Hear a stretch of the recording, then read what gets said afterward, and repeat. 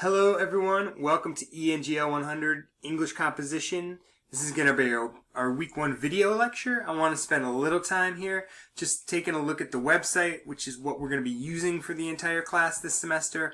And then I want to talk a little bit about the writing process, which is a topic that you'll be looking at for the week 1 work.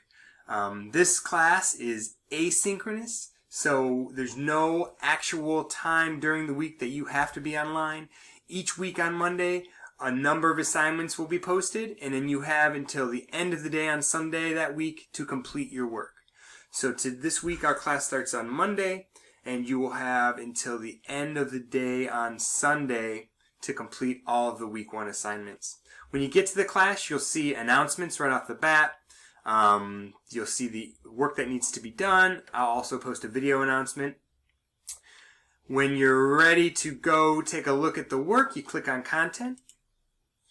And you'll see here, I already have it set to the week 1 work, but let's go through these things on the left-hand side. We have a folder here that says, Welcome, Start Here. This has a lot of interesting information in terms of the syllabus, in terms of the reading and the assignment schedule, and then some other ideas about discussion assignments and some online student information as well, and any kind of free software that you might need for the class. So that's all in the Welcome Start Here section. We have a syllabus and course schedule section. The major place you're going to be visiting each week is the course content folder.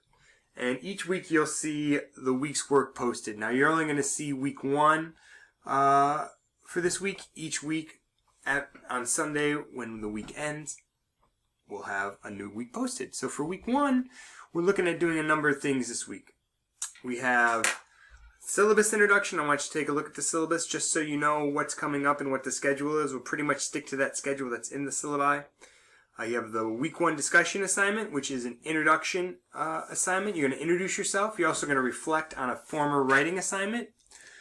As I said in the announcement, if you haven't been in school for a while, don't fret, don't worry about it. You can use an assignment you remember from back in the day, or you can reflect on something you had to write maybe for work, or maybe even something for pleasure, like a letter, because I know everyone's sending letters these days, even an email.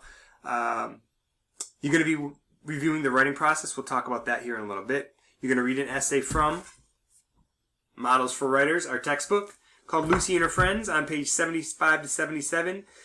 Anything that's labeled MFW is short for Models for Writers. And then finally on page 78, you'll see the questions for study and discussion. Right here, there's a number of questions and even some writing assignments. That's not what I'm expecting you to do. I'm expecting you just to do the 5 questions for study and discussion and post those in the assignment section of the website. There's a picture of Lucy right there. Here on week 1, you'll see a number of things. Something about the writing process, a review of the essay, a video on basic essay structure, a bit of grammar review. We'll have some grammar work coming up later on in the course, not this week though. And then you'll see the 2 assignments for the semester, or for the week 1, the discussion and the reading response. When you're ready to do the discussion, you click on the discussion assignment, click on the one that you're working on, and start a new thread. Title it, and post your information in the dialog box. Now here's one thing I'll say. It hasn't been so much a problem with Brightspace, but it was a problem with our other platforms. So I advocate you doing the written work, the reading responses, and the discussion assignments on a separate program, a word processing program. Google Docs, Word Pages. Once you're done, highlight and copy that work, open up the website, and paste it onto the dialog box for the appropriate assignment. That way you won't lose anything. If you lose internet connection or if something gets messed up, you'll have it in the word processing program, and none of the work will be lost. I've had that happen a number of times. Again, not so much with Brightspace, but certainly with Blackboard, which is what we're using for the last 12 years or so. All right. Same with the reading response assignment. You click on it when you're ready to submit it. You can add an attachment to this. whenever you're ready to complete the work.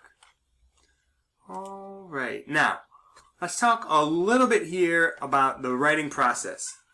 And I like to think of writing certainly as not a one-step thing, but as a thing that you build over time. When I was in college, years and years and years ago,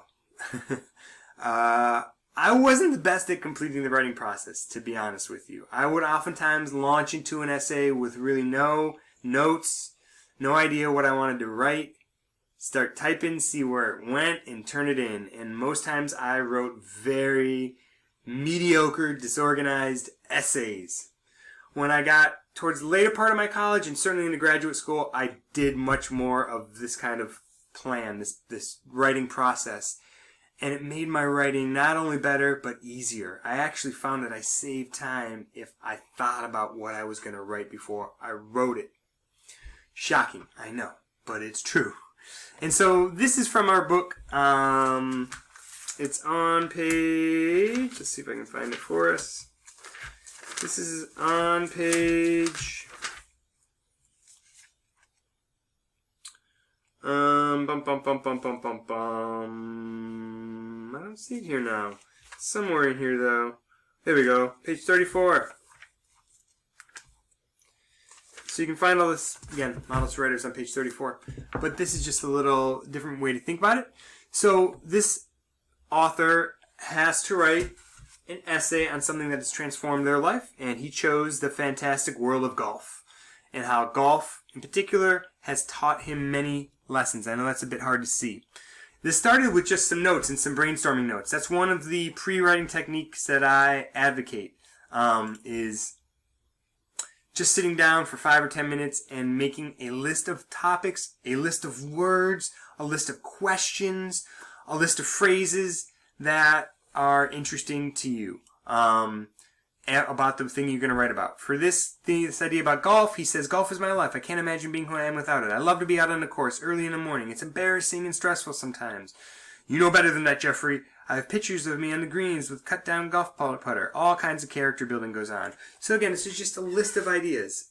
It takes 5 minutes. Really quick, really easy.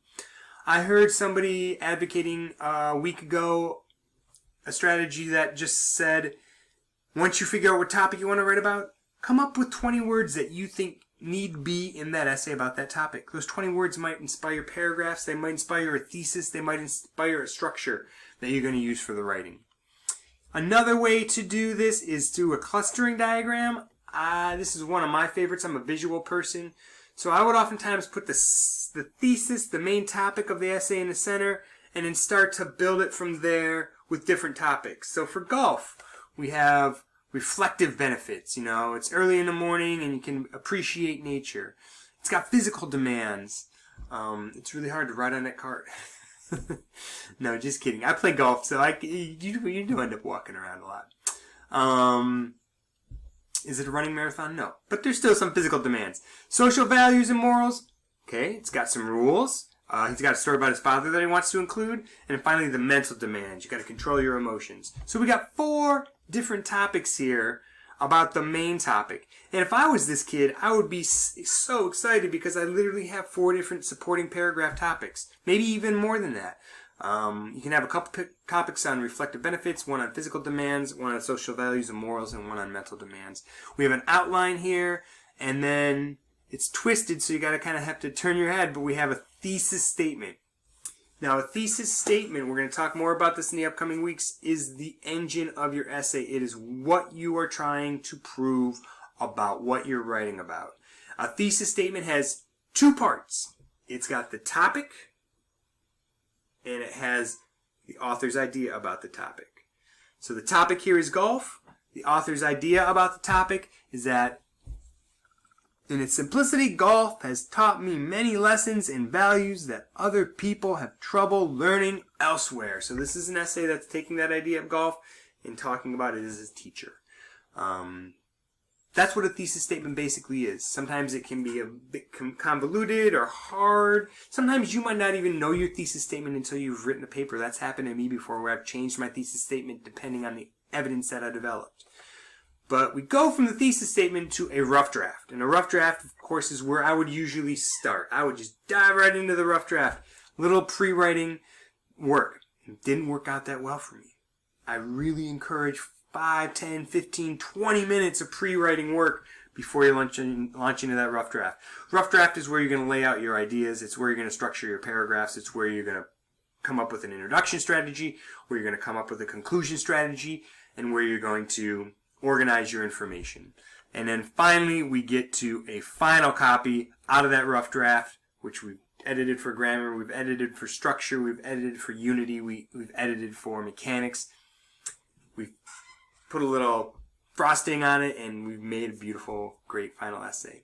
So that's just a little bit about the writing process. I don't know what your process is. The cool thing about writing for me is that you can have an individual process. You can find what works for you. After 4 years of college and 2 years of graduate school, I certainly have something that works well for me. Doesn't mean it's going to work well for you. So you really got to ask yourself, what process do you have? If you have no process, if you were like me, diving into the paper, going to write it, going to turn it in, I would highly recommend something, some kind of recipe for success with the papers that we write. Not just for this class, but for any class on campus. And I think it really is important to start with that pre-writing practice. All right, friends, that's what I got for you for this first video lecture. Welcome to the class. I'm excited to be working with you, and I will be talking to you all next week.